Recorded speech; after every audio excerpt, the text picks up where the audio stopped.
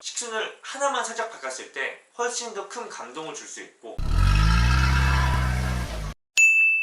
자, 구독자 여러분 안녕하십니까. 소소한울림의 소울령입니다. 자, 오늘은 제가 제 차에서 촬영을 하는 게 아니라 집에서 촬영을 하게 됐습니다. 컨텐츠를 조금 바꿔봤다라고 보시면 될 것 같고요. 제가 전문적으로 좀 잘 아는 분야의 팁을 주면 어떠냐 그래가지고 여러 가지 일을 하고 있어요. 뭐 결혼식 사회자도 하고 있고 강의도 하고 있고 뭐 라이브 커머스라는 거 하고 있는데, 결혼식 팁에 대해서 말씀을 드리도록 하겠습니다. 이게 머리를 미용실을 다녀왔는데 사진을 딱 보여드리면서 이렇게 잘라주세요라고 그랬는데 이렇게 잘라주셨습니다. 뭐 미용사분을 원망을 하진 않습니다. 사진에 있던 분이랑 저랑 얼굴이 완전 다르기 때문에 머리는 똑같이 해주지 않았나 싶고요. 본론으로 들어가서 신랑 신부님들에게 도움이 될 수 있는 결혼식 준비하는 방법, 식순 짜는 방법에 대해서 말씀을 드리도록 하겠습니다. 일반적으로 웬만한 결혼식 식순은 다 비슷합니다. 처음에 개식사하고 양가 어머니 화촉점화하고 신랑 입장, 신부 입장 맞절한 다음에 혼인서약서, 성혼선언문, 양가 부모님께 인사하고 축가하고 이벤트하고 보통 이런 식으로 마무리가 되는데요. 식순을 하나만 살짝 바꿨을 때 훨씬 더 큰 감동을 줄 수 있고 오랫동안 기억에 남을 수 있는 예식이 될 수 있기 때문에 그 팁에 대해서 말씀을 드리도록 하겠습니다.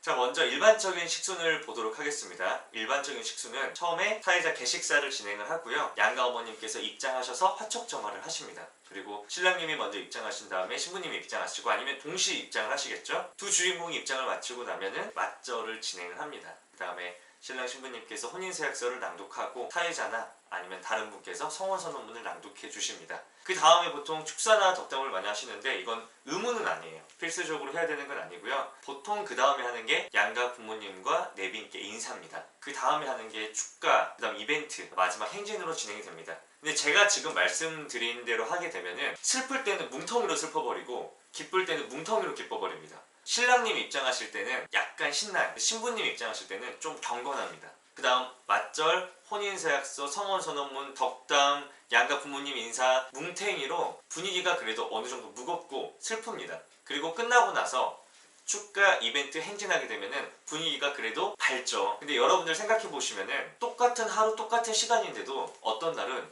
유독 길게 느껴지고 오랫동안 기억에 남는 날이 있습니다. 아침에 일어났는데 예를 들어서 너무나 안 좋은 소식이 연락을 받았어요. 그리고 점심이 됐는데 갑자기 친구가 축하할 일이 있다고 하면서 맛있는 걸 사준대요. 그래서 기쁜 일이 있죠. 근데 오후에 갑자기 교통사고를 당할 뻔한 황당한 일이 있었어요. 그리고 저녁에 갑자기 내가 시험을 준비한다고 이력서를 넣었다거나 합격 발표가 났어요. 그리고 자기 전에 특별한 나를 위한 이벤트가 준비가 돼 있었어요. 자, 이렇게 하루에 사람의 감정이 기뻤다가 슬펐다, 황당했다, 즐거웠다, 이게 반복이 되잖아요. 그러면은 그 하루는 유독 길게 느껴지고 잘 잊혀지지 않는 하루가 됩니다. 여러분들이 결혼식 식순을 짤 때도 똑같습니다. 고객분들의 마음을 많이 움직여야 되는데 기뻤다, 슬펐다, 기뻤다, 슬펐다를 반복을 해야 돼요. 초반에 뭉텅이로 슬퍼버리고 무겁고 마지막에 한꺼번에 너무나 재밌게 밝게 끝나버리면 기억에 남는 예식이 되기는 좀 어렵습니다. 그래서 어떻게 하시면 좋냐면요, 축가 하나만 딱 바꾸시는 거예요. 성혼선언문이나 덕담 다음에 양가 부모님과 내빈께 인사를 드리잖아요. 성혼선언문이나 덕담 다음에 축가를 거기에 끼워 넣는, 혼인서약서, 성혼선언문 분위기 조금 무거울 수 있어요. 근데 축가가 분위기를 좀 밝게 만들어주죠. 그 다음에 양가 부모님과 내빈께 인사, 또 어느 정도 분위기가 무겁고 슬프죠. 그 다음 이벤트, 다시 기뻐지죠. 그 다음 행진으로 마무리. 이렇게 하시면은 기억이 잘 남는 예식으로 마무리가 될 수 있습니다. 그리고 마지막으로 꼭 말씀드리고 싶은 게, 이벤트 안 하시는 분들이 있어요. 이벤트를 안 하시는 분들이 뭔가 좀 나쁘끄럽고 고추장스럽고 지저분할 것 같아서 안 하시는 경우가 있는데요.